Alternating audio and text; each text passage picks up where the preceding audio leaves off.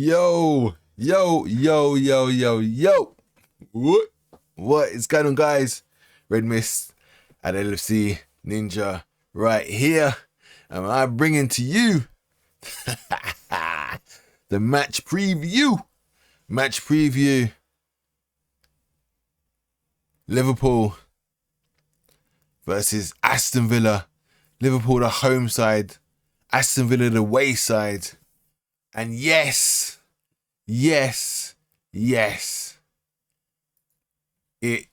is going to be an interesting affair because Villa are doing bits. They are in good vein of form. They are above us in the league, I think. And they're on the same amount of points. They lost to Newcastle, got whacked by Newcastle, and I think they've won their other two. So they would be 6 points. So they lost to Newcastle, got whacked, didn't they? And they won the other two. So they got to be 6 points. And we are on 7 points. So we are ahead of Villa. I don't have the table up, so I can't even see exactly. But listen, points nothing. Whatever. Villa are in good form. They finished strong last season. Not quite as strong as they would have hoped, but they finished good. Unai Emery is doing an awesome job. He's doing good. He's got in Diaby. I wanted Diaby, not gonna lie. I like the player. He would have been perfect for a Salah replacement. Although, arguably, you could say maybe he has a few too many injuries here and there. But I don't know. It's an interesting one. You know, we're looking at Bakayoko at the moment. I really admire Chukwueze. I think Chukwueze could have been a boss signing for us, but he's gone to Milan. So now they've got Leao and they've got Chukwueze on the wings. Milan could be a dark horse for the Champions League again. You know, they got to the semi-finals last season, although they have lost to Newcastle. So that is quite gnarly in itself. Why they would do that? Bah, don't know. But is what it is. But yeah.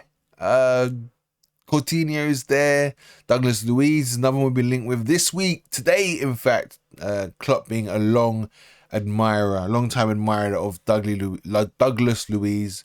But, you know, if we prize him off Villa, it kind of means that, you know, they have time to find somebody unless they've got somebody lined up. We don't know how long or when these talks started, if any talks have started. I don't trust our journalists anymore. I honestly don't. Like they don't even know. They actually don't know who we're linked with. They don't know. They ain't got a clue. Everybody they kind of say we kind of don't like. None of them. I didn't hear any of them talking about Endo, and then they just popped up from nowhere. They don't have a clue. They just I don't know what it is. I think half of them was clickbait half the time, to be honest. But yeah, for the simple fact that we're linked with them, I just don't think we're gonna get them. I also don't think we'll get Douglas Luiz. Simply because he's a mainstay in Villa's side now. He's part of the furniture there. Another thing also was Kamara. We was interested in. Klopp being an admirer of him, but I don't think Kamara is that guy. I don't think he's up to scratch. Rumor also has it that the Caicedo bid was a bit of a hoax or a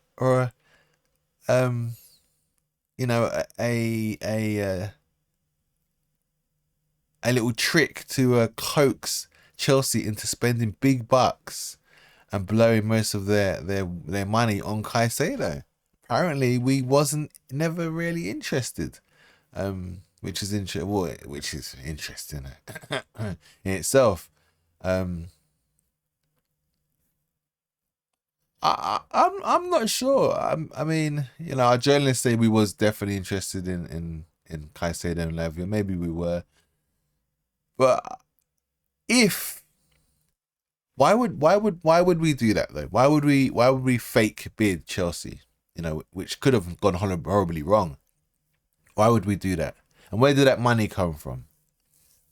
for us to suddenly do that? Was that 115 million? Was it 115? Was that 115 million the Fabinho and Henderson money, as people are saying, or is it the Salah money? Is it the Salah money? Is Salah gone? Is he gone?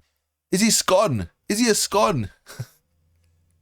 Is he going to Al Ittihad? Is he going there? Is he going to play alongside? Isn't Ronaldo at Al Ittihad? And Mane? Is he gonna go there? Imagine that. Jesus Christ. Mane, Ronaldo, and then Salah. Jesus Christ. That team is not playing around. Do you know what's great though? Tell you what's great is that some players, you know, the Saudi Pro League, I hope it kind of blows up in a weird way, because it will affect Newcastle and City and their owners, for the simple fact that if the player is money orientated, right, and is looking at money, right, everybody wants and likes an easy ride, easy money. We all like to make easy money, right?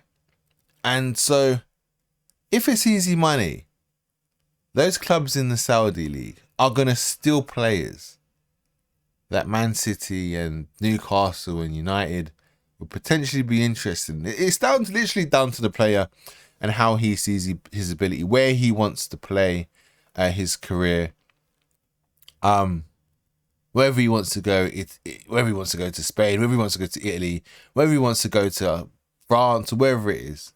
Or even if they come through the ranks of junior clubs, or even if they come through the ranks of clubs from the juniors and make their way up, etc., into the first team, etc., then if then the Saudi league comes in for them, they could go straight from France first division, or League R, or the Bundesliga coming up. They could go, not even Bundesliga, what's the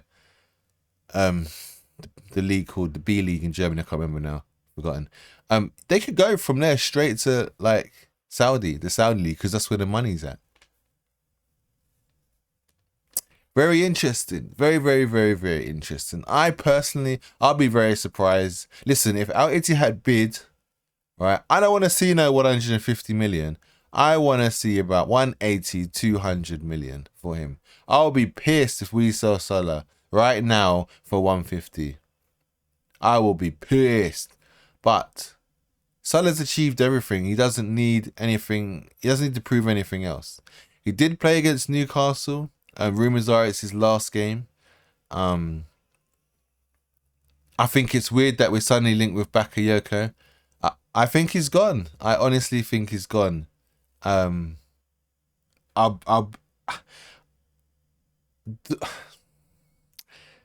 I want him to leave now? Right now, you see, this with Salah, right? So I believe that someone can recreate the goals that the Salah scores, right? I believe there are technically better players out there, and I believe there are better goal scorers and finishers than Salah out there, right? 100%, right? And there are faster wingers out there than Salah. However, what Salah has is that he has the assists, and the assists are key. And the assists, some way or another, he always manages to get assists, right? Last season he was highest assists, I think. And that's where the problem is. That's where we don't have, like, Cody Gakpo isn't that guy that's just gonna like get assists galore, like double, triple figures of assists. He's not that guy. We'll need more players assisting. If Salah leaves, we'll need Szoboszlai on 10 assists. We'll need McAllister on 5. We need Gakpo on 10. You know, everyone will have to. We need Robbo and Trent back in form, 10 each. Or, 5 Robbo, 10. We need everybody to kind of do something if Salah leaves. you know, and takes those assists. So that's where I'm worried. Not about the technical side of it, is skill, shooting, none of that, penalty taking, not even phased by that. I think that could be replaced, especially now at 31, but it's the assists. Just somehow, there's something about him, the way he always manages to get assists. Right? Even the game against Newcastle, when I was screaming and shouting for them not to take off Diaz and take off Salah, yet Salah pops up with the winning assist at the end. And how that made me swallow my pride. However, it's, you know, it's fine lines, because if Diaz had stayed on, maybe he would have scored 2, or maybe he would have scored, or maybe he would have got assist. So it's not really a thing. Salah got the assist, fair enough, all good, you know. But we'll never know whether Diaz would have been a better choice, because, you know, we won the game in the end, and bottom line is Diaz made way for because of for Gomez, because of the red card. But yeah, it's very interesting. Anyway, on to Villa. We've got Villa at home. They're gonna be an issue. They like coming to Anfield. Ollie Watkins, hello, is back. But we're at home. We are really, really gassed up. We are excited. We are fire at the moment. We got that momentum. We got that drive. So it will be very interesting to see what kind of side Klopp puts out and what kind of sides I'm going to go with. And kind of, you know, see if I can...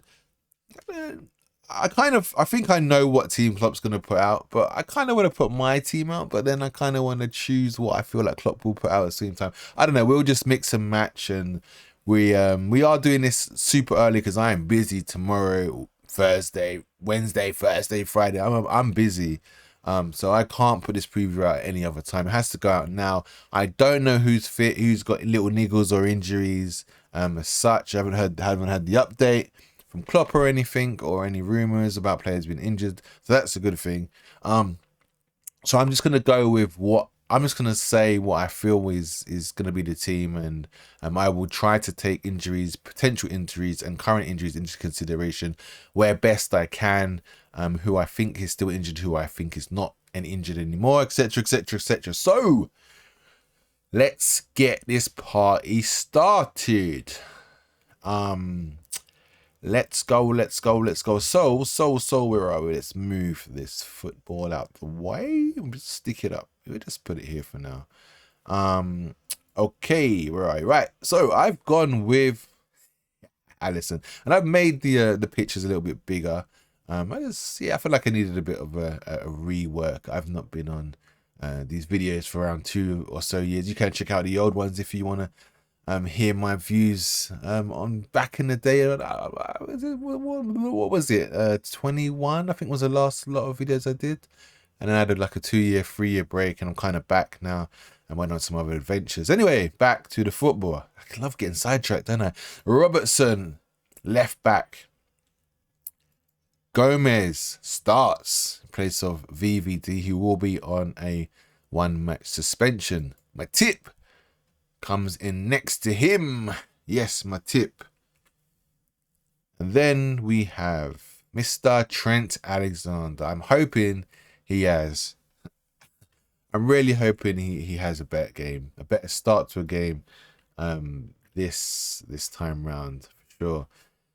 Then we have McAllister, Endo Wataru, and Sabasalai. Yeah, Sabasalai. That is the 3-man midfield. It is a 4-3-3. And obviously, guys, Diaz, Salah, and Gakpo. Some of you are probably thinking, NUNEZ, bro, NUNEZ. What are you doing? Why is NUNEZ not there? NUNEZ, how can you leave NUNEZ out? NUNEZ was a boss the last game. He got us those 3 points.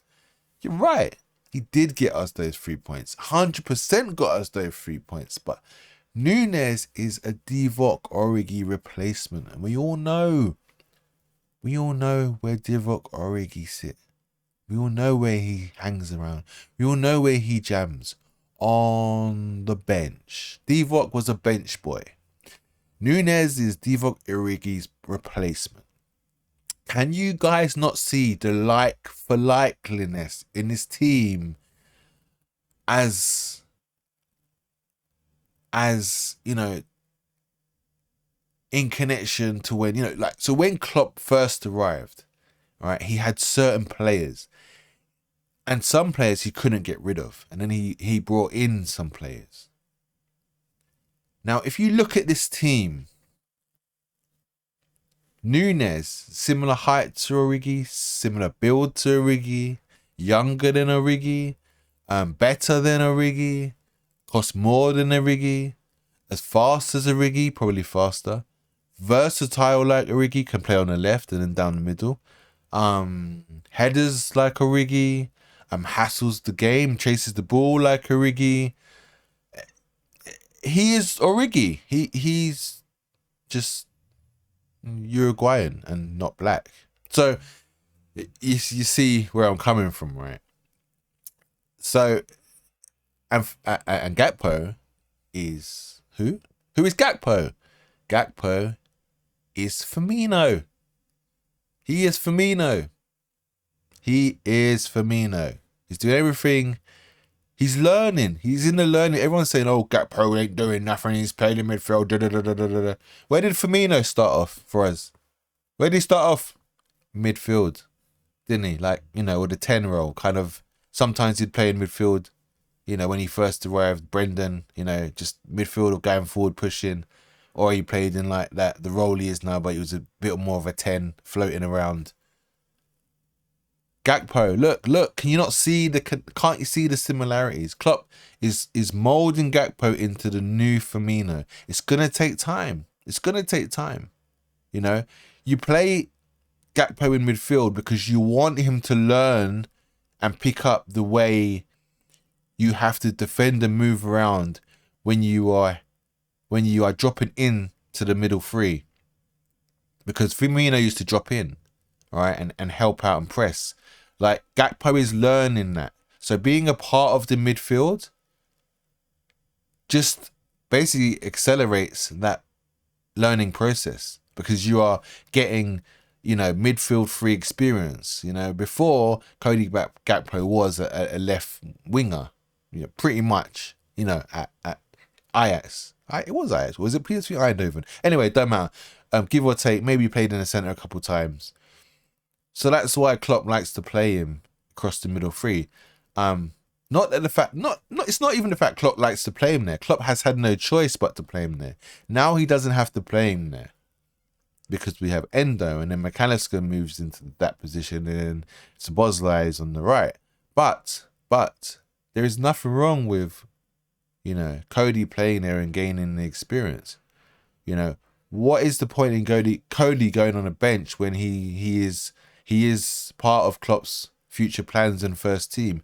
He needs to be in the side, and that position is a position where he can be in the side and pick up valuable lessons of how to operate in and around those areas in midfield when you're pressing the play, or not pressing the play, when you're trying to pick up their midfielders or anybody that's drifting in their DM, you know, sit on their DM, close down their DM specifically. Was the role that Firmino would do. You know, press the DM, hassle him, mark him, keep him out of the game. You know, so you got a like for that there. Diaz is a Mane. Like, he's not Mane, obviously, but if you look at the style of play, they're similar players. We will do the same for Salah when he leaves. Bakayoko is a similar type of. He's rapid. And he's going to be a similar type of player as Salah will be. Szoboszlai is just a Henderson and more. He's Henderson and more. Remember when Klopp arrived, Henderson was already here, and Henderson was young. So Klopp had, and I think he was already captain, wasn't he? So Klopp can't just be like, "Oh yeah, Henderson, I want to sell you." It doesn't work like that. Yeah, Klopp could bring in a few players, but you couldn't change up the whole team. So he worked with what he had, right? His style of play. He was happy with the squad that he had. He had obviously coming in, he must have looked over the squad and worked out, okay, I can bring this player, that player, this player. We want to keep this one, get rid of this one, keep this one, keep this one. So that he was obviously happy with what was there in the squad. Yeah, and he made the additions and did some chops and changes, etc., etc., etc. So obviously Henderson, he thought, you know what? It kind of fits the way I like to play. Hardworking, can do the basics. Yeah, no bullshit, get stuck in, good organisation, great mentality, you know. And Wijnaldum was the same. When Wijnaldum. Look at McAllister. Who does McAllister remind you of most of all now? Who does he remind you of?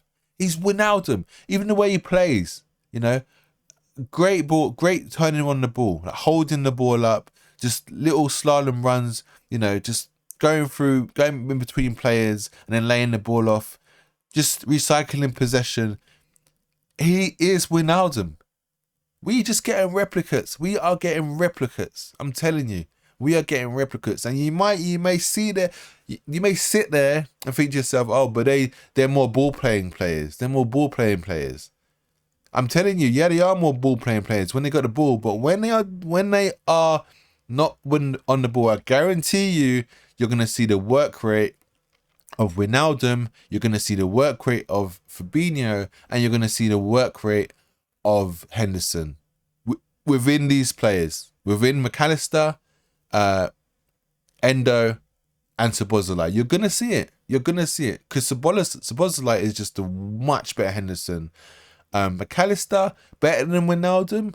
I personally don't know. I reckon he's got more of a goal scoring threat. I don't think he's better in his own half of the pitch. Definitely not recycling play. I'd even argue is he better at holding the keeping possession of the ball, dribbling? Not sure. But Wijnaldum was a hell of a compliment to Robertson, which was why Robertson was named a lot of the time best left back in the world defensively. Now you've not really got that Wijnaldum there. We're seeing a lot of issues down his side, and we're seeing a lot of cracks in his game, especially these last 3 games. So it's very, very interesting. Yeah. Endo is the only one where I'd say isn't a like for like for Fabinho, but who knows, we could bring somebody else in that is a like for like and have the sitting playmaking deep midfielder, deep line midfielder DM, or a more battling kind of DM, depending on maybe the game you need. For me, Endo is the more ball playing defensive midfielder, and he will sniff out opportunities. He's not all about physicality. The physicality in this game is dying. We saw it when Van Dijk went for the tackle against Isaac against Newcastle. It's gone. The physicality, the contact sport, it's gone. It's gone. You're better off getting a nice nippy player in as a DM now that's good at headering, decent at headering. But granted, most sides play the ball along the ground anyway, so headering is meh. It's not really. I don't think it's how it used to be in terms of a DM. Play Saturday football or Sunday league, your DM needs to be able to header, so it's totally different. And yes, he will have to header in this game. Not this specific game. I mean, in football of this era, he is gonna have to header, yeah, of course. But I feel like he's more of the close down players quickly, hassle them, get up their ass, nick the ball off them, like he does. I've seen it in the 2 matches he's played. I've seen Endo doing that, and he's been excellent at it. I'm not even gonna lie, he's been excellent at it. I have no faults with Endo. It really pisses me off when I see on Twitter and I see on content creators when they talk about him and they say they're just not sold on him. Why aren't you sold on him? Is it because he's Japanese? Because I know if he was Brazilian, or if he was Spanish, or if he was Portuguese, or if he was even English, even if it was Rice, you'll be happy. Like, why? This guy has played at the top level, right? Top level, right? Why is he put down any less than what Robbo? When Robbo came, he was a nobody. Whole reject. He got relegated. Don't probably heard his name. I didn't know about Robertson. I wouldn't give a damn about Hull's left back. They're bottom of the league. I couldn't give a flying F who the hell he was. He come and he was a boss. So, and we supported that. So why don't we support this? Why can't we support this? I pray and hope there isn't just an agenda, right? Because he's Japanese, yeah, he's not going to be good enough. Because that is so not cool. It's not cool. Hidetoshi Nakata was a bad boy player, underrated, and didn't even really fulfill his career. For Parma, he was an awesome player. Didn't really get, I think that was the biggest side he went to, Italian league. When the Italian league was boss as well, actually, when it was top dog. There was a time when the Serie A led, and then it was La Liga, and then it was the EPL. It's a while ago. I will say that, probably late 90s. And he was prime. He was prime at Parma, and he was quality. And even for Japan, when the South Korean Japan World Cup came around, Japan were excellent in it as well. So South Korea did better, but Japan, Nakata, I think he was past his best in that one as well, and possibly the World Cup prior to that. I'm not sure. Although I'm not sure if Jamaica. What am I thinking about? The Patties probably, but yeah, Japan. I'm not sure if they were in that one, but regardless, Nakata was a baller, wicked player, and they had somebody else as well after him. Can't remember his name now, but it's there. I can't think. And now they've got Endo, who in the last World Cup was a boss. Even the World Cup before that, he was very good. So this business is about, it's out of order. We've got a DM, and everyone's still screaming for a better DM or a new DM. I did say part of a tactic with signing players, especially players who are more your squad option, in order to get them to sign the deal. What you want to do is you get them in first before your big signing, because what happens is if you have your big signing signed first, then you'll go to someone like Endo and be like, I want you to come and join us, and Endo's gonna be like, well, do you know what, you've got Casemiro in midfield. I'm not really gonna play, am I?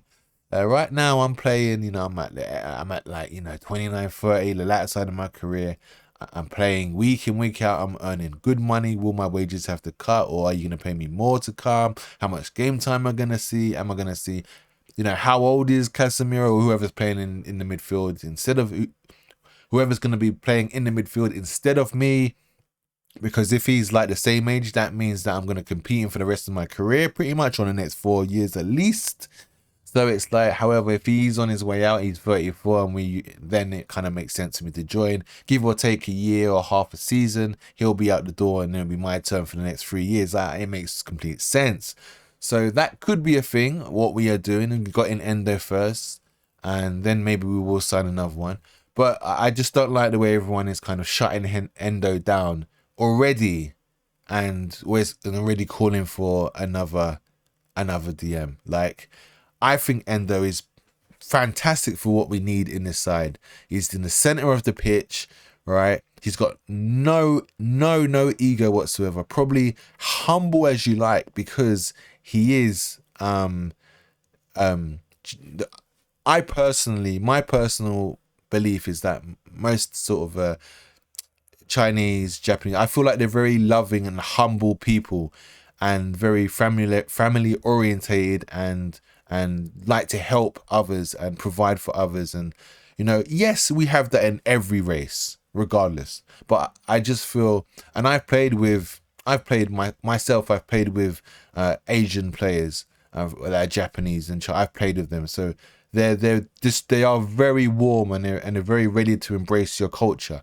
And I think that in the center of our pitch is fantastic. I think that I think it, yeah, I'm all for it. 100% I'm all for it. And I hope he kills it. Literally, I hope he kills it. I don't even want to say he'll be our samurai midfield, because that's such a cliche thing to say, isn't it? But I want him to be that warrior. I want him to just slice and dice that middle, man. And I know the guy can ping, because I've seen him ball out. So I'm hoping he just settles and he just, you know, the players, Szoboszlai and McAllister, and we support him and get him comfortable, and he's not feeling isolated around the grounds, and he's, you know what I mean, he just fits in. I'm hoping he fits in better than Minamino, because I don't really feel like Minamino really settled personally. Wasn't really given the opportunity for whatever reason. Maybe the attacking side of the game was just too expansive for him. It was just too hard. Like, you got Salah there, you got, you know, we had Firmino, Mane. It was very competitive. So maybe that was his downfall. This, at a moment, he's well in with a chance of sitting in that DM and making it his. Especially as he has an advantage in the fact that he's actually there before we even get anybody involved. Now, although people are screaming for a DM, I'm content with what we've got. I honestly am. I don't even think we need a DM. I don't think we need a specialized DM. I don't think so. No, I don't. What is a specialized DM? You know, what is a specialized DM? Right? Because, so here's the thing, right? If you take a mid-table side, in fact, not even a mid-table side, let's take like a Villa or something like that, right? And let's take, say, their DM, or let's take a who's an example? Who's a good example? Mid-table side. Let's take a Palace or something, right? And let's take their DM, right? McAllister is not even a DM, right? Rarely, right? And I personally would take him, I would play him over a DM in that side just because he's a better player. 100%. Like Everton, you got Onana in DM. I would drop Onana to play McAllister in his role because he's just a better player. So in my opinion, being a specialized DM is very limited in what you can do per game. And I think having a ball playing midfielder and someone that can do, I'd say 50% of what a DM does, right? But because he can ball play with the ball, I'd say it's a better option than just having a full-on, just specialized DM. That's just my opinion. I actually think that given time, McAllister could be an awesome DM.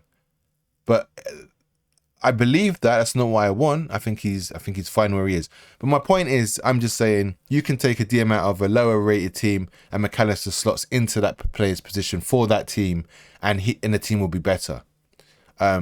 So I think it's subjective about the whole specialized position of being a DM, you know.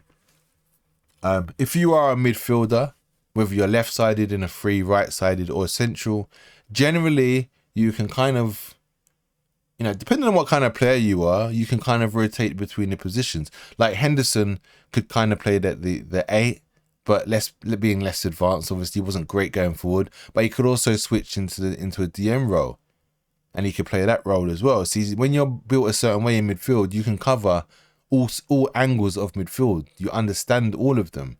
Some players just like to play a certain way in midfield, and that's it. I'm quite surprised that I feel like Szoboszlai is more. He isn't more defensive, but I feel like he's better defensively than McAllister. Weirdly, and he shouldn't be. He's naturally better attacking than McAllister is. Where McAllister should be more defensive minded and, you know, type thing. So it's a strange one. But as I was saying before, we have THIAGO who can slot into that DM role, and we have Trent that could go into that DM role. We have Bajcetic back now, fit, who can go into that DM role. McAllister could cover in that DM role. There's one more. I know there's one more. I'm sure there's one more. While we're waiting, While I'm waiting for myself to remember, let's just do Klopp subs. Like my little image. Kelleher, Thiago, Tsimikas, Jota, NUNEZ, Harvey Elliott, Ben Doak, Bajcetic, Quansah.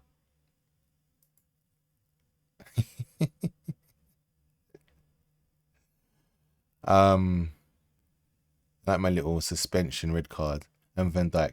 I don't know why I've got Curtis Jones and injury list. Curtis Jones and KONATE. I don't know. Hold on a minute. Where's he gone? KONATE. Okay. I don't know why I've got Thiago here, because Thiago is apparently fit now, which means we have a little problem because someone's going to drop from the bench. Or actually, no, there's 9, isn't there, allowed on the bench? 1, 2, 3, 4, 5, 6, 7, 8. So yeah, we can just sling in him. I've not got space for him. Why haven't I got space for him? That sucks. I need to order it. Anyway, right, we can just stick him here for now. I'm sure he'll be okay with that. Naughty boy, Van Dijk. What are you doing? KONATE could even be fit. And maybe man, the squad is competitive, isn't it? God damn. Even Jones could be fit. So I don't know the updates on Jones and KONATE. But anyway, the DM role, I was talking about it. No. Bajcetic, I said Bajcetic, Thiago, McAllister could slot in there, and also Trent, and then obviously Endo is playing there. So who would be spare? Because so I think McAllister is the definite starter. This is the team I think Klopp is going to play. This team right here. I think Klopp, and I think this is going to be the subs. I'm not really sure who can, if any of these two are fit, KONATE or Jones. I think they might be on the bench at the expense of probably Quansah.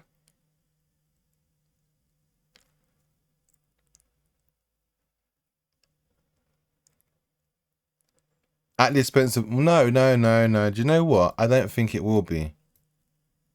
No, I don't think it will be at the expense of Quansah. I think it will be at the expense of Ben Doak. Yeah, so I think Doak will drop out. And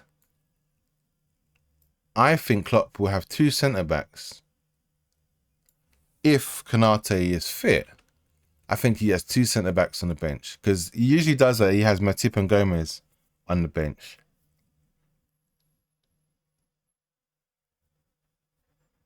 Yes. So I think that would be the case. Now, if Jones is fit, it's techie. Very techie.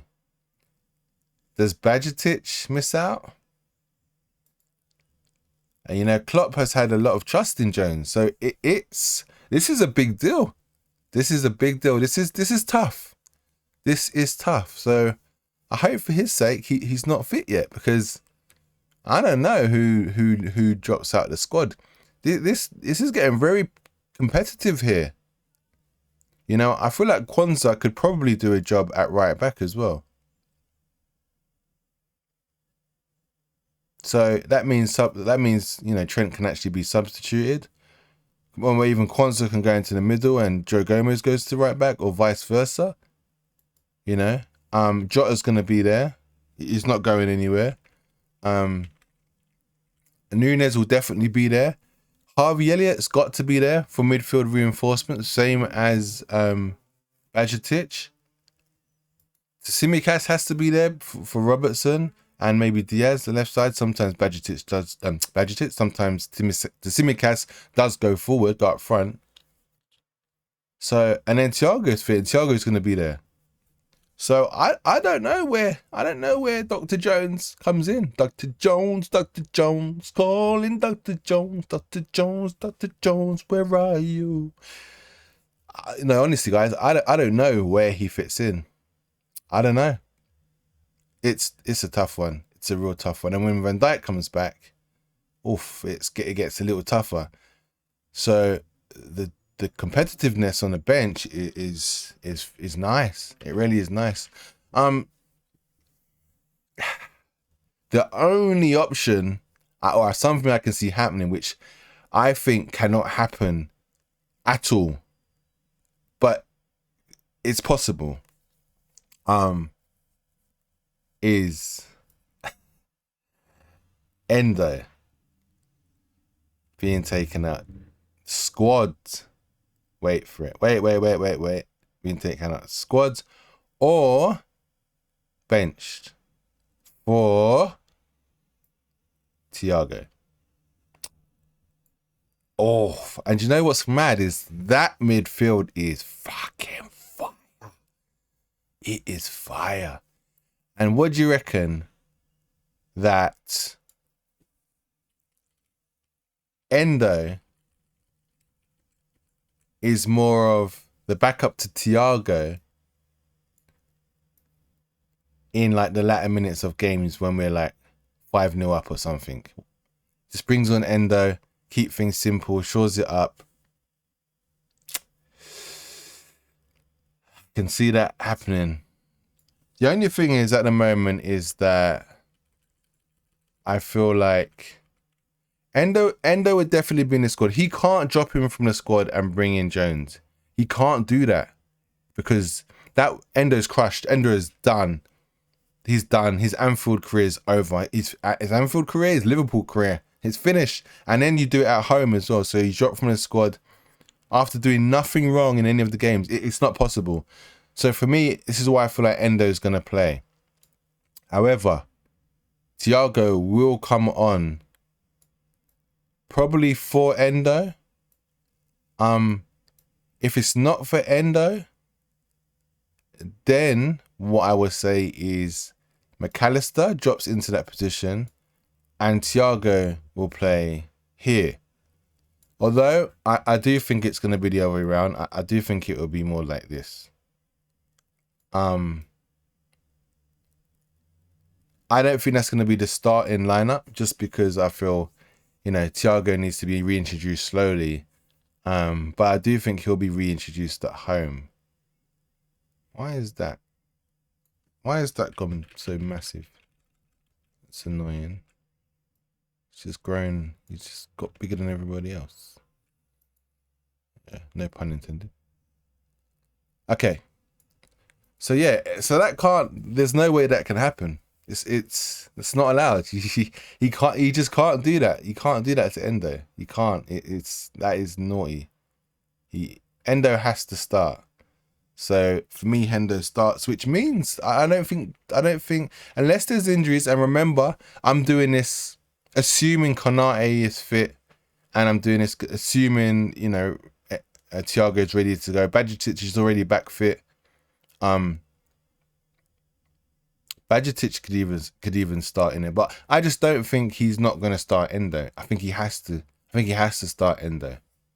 I just think he is. Bajcetic, if THIAGO isn't fit, I think he is. I'm like 98% certain he is fit now.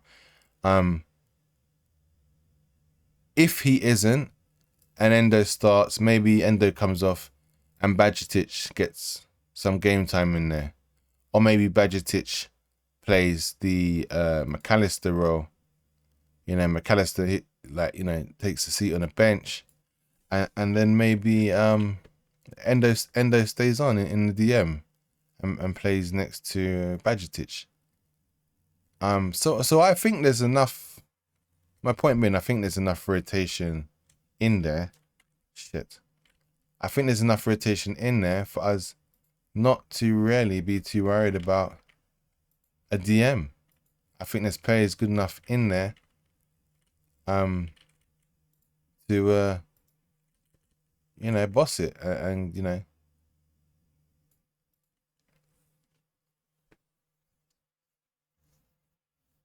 what I mean? So it's techie. Where else could it be techie? I think the back line is going to be the back line. Szoboszlai plays. Szoboszlai plays.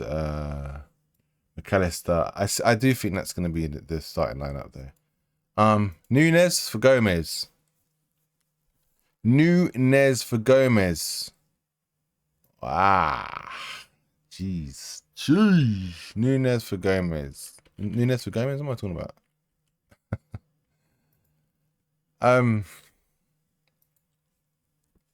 Whoa.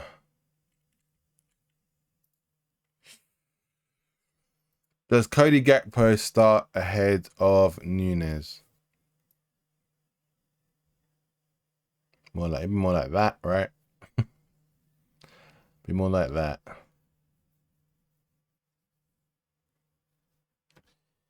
I don't know if he starts ahead of. I just can't see it. I can't see him starting ahead of Gomez. We're gonna be on the front foot as well, so we're not gonna be sitting deep. When we had 10 men, we sat deep. You know, NUNEZ is made for those moments in behind, etc., etc. Although saying that, Villa are probably more of an offensive side this season. They probably will attack us and you know, pin us back at times and have a bit of possession. So there will be, you know, space in behind. They're not really scared of Anfield, you know, after, you know. Well, everyone's scared of Anfield, but they're probably gonna come and have a crack at us, especially with Diaby. Is it Diaby or Diame, whatever his name is? I can't see it. I want Gakpo.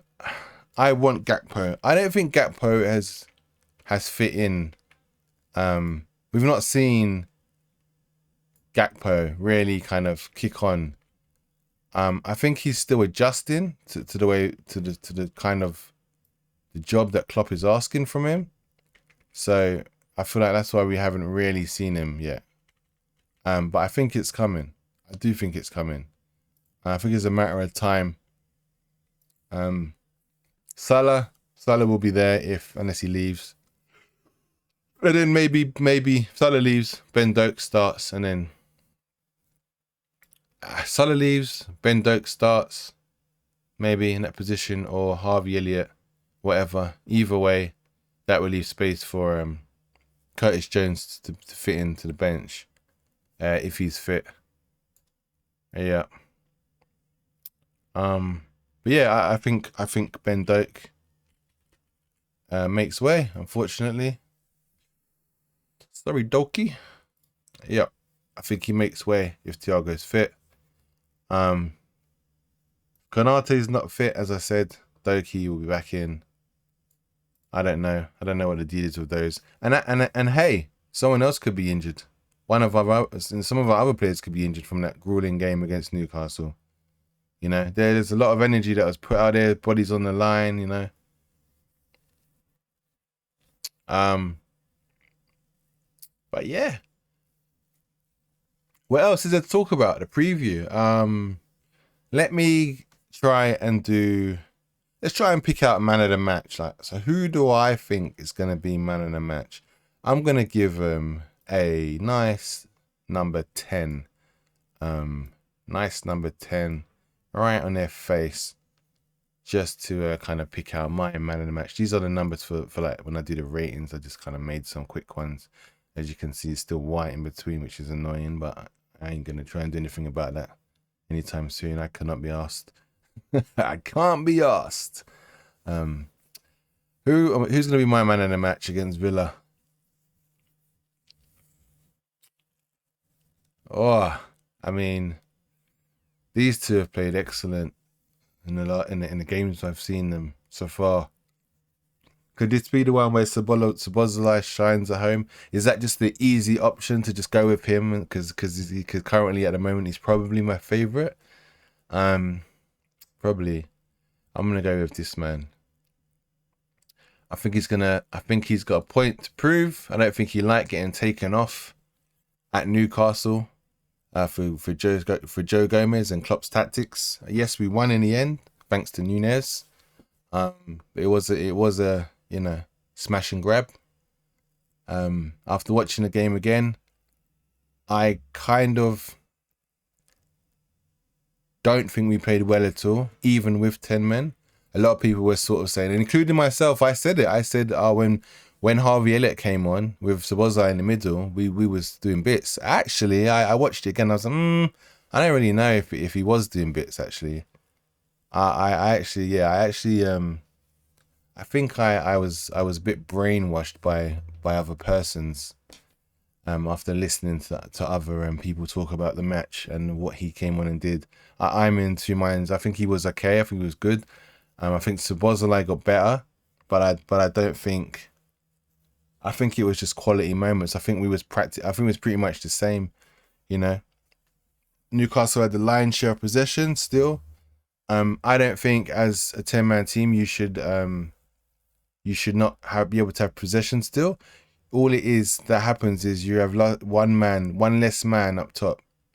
I guess that means they can push an extra man forward, like when you are in possession and deep in your own half. So I guess maybe that does make it a bit more difficult to play, you know, along your back line and your three midfielders or your four midfielders, whatever it might be.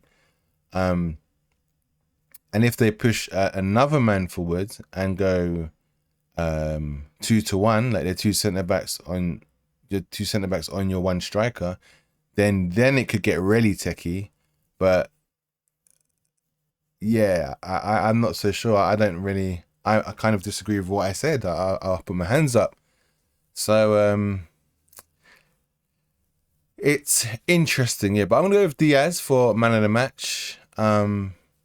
Against Villa at home, I think he did not like being taken off, but he understands the deal, and he can't say nothing because we won, and so Klopp was right, and yeah, that's the bottom line, because Jurgen Klopp said so. But yeah, what else? Is there anything else we can do? We can cover. If you got any ideas, feel free to comment. Anything you want me to do or talk about, or any potential videos. You want to hear anything? You know, thank you for the 103 views. I think that's the most views I've ever got on one of these, which is I don't know. I don't think I don't when I make them, especially my old ones 2-3 years ago. I don't think I really shared them. I really put much time into putting them into different like on Reddit or on Facebook or whatever to be or in Twitter posts. I wasn't very thorough with posting them. This one I did it, so I appreciate the small amount of likes I received. It has barely been viewed. You know, for me it's a lot of views. I was like, wow, oh my god, 103 people. And not that I know for a fact that, you know, not everybody sat there and listened to me waffle and and you know, cut myself off to make another point, or cut myself off making that point to make a newer point. But yeah, regardless, I appreciate it. And those 3 people that did like the video, big up to you. I appreciate it. It'd be nice to know what you felt like you agreed with, what you liked about. I did discuss, you know, the red card and my opinions on it. The Van Dijk's red card. So if you are interested to hear about any of that, and you've liked the way I've kind of spoke about things, or you agree or disagree, feel free to check out the other ones and the others. The others are a lot older. 2 years ago, so maybe my delivery has changed or hasn't changed, I don't know. But I'm back again, and it's not really a thing where I'm on camera. I said something which was probably came across a little bit out of order in the beginning of my last video, actually, where I said content creators that are on camera all the time annoy me. They don't annoy me. I don't get it, like, they don't irritate me, right? That's not what I meant. What I meant was, I just get bored of just looking at people sometimes. I like interaction. I like to, when they're talking about where they want to move things and what they want players to be doing, I like to see a descriptive nature of that. And I want to see it in flow. You know, like how I've got the little players and stuff like that. I want to see that so I can imagine it and wonder if, hey, can that actually work? Is that a good choice? So for me, it's rather than just seeing people kind of just being somewhat, I don't know, I don't know how you would say it, but just on the screen, what's the word? What's a nice word? I don't want to, you know, kind of say it in the wrong way. Not be silly. Play up to the cameras maybe, or just, you know, just that it's just not it's not really my style. I mean, in future, maybe I get like a little screen in the top corner where, you know, I'm doing this and I've got that at the same time. But I don't know. I feel like I like the mystery side of it. I like if it's gonna be worth my while and the people are interacting and I'm feeling more, you know, social with this whole thing, then maybe I will start to get, and maybe I could get some of you on, so we can have a like proper good little chat or whatever. I'm not trying to go like massive. Cut a long story short, I had a nice circle of friends. 4 of them were Liverpool supporters, but you know, as you get older, you all go your own ways, and I missed that social interaction with like-minded Liverpool fans, and I feel like this will get me back into the, you know, the vibe of talking to people who support my team and something I can share with them. Literally, that's the deal. So it'll be cool, definitely be cool to do something maybe with that, but we'll see. So yeah, that is the match preview. I am also on Twitter. I'll be honest, I ain't too active, but you can follow me on X or Twitter, whatever you want to call it. X, why the hell do they call it X? It is Red Mr. LFC Ninja. So yeah, that was my match preview. It was super long. I apologize. Hope you enjoyed it. Like I say, like these kind of little talk things, and I kind of like podcasts. So, you know, just, you don't even have to look at the screen if you don't want to. Just fling it on, do what you're doing, have a bath, like I always say, have a bath, or make some food while you're listening, or, you know, go and do what you're doing. Give your girlfriend a massage, whatever it might be. You can even do more than a massage if you want. Hey. But listen, take it easy. Hope you're all good. YNWA. Is that right? Yeah, it is. I went mad. Take it easy. I've been Mr. LFC Ninja, and I'll see you soon.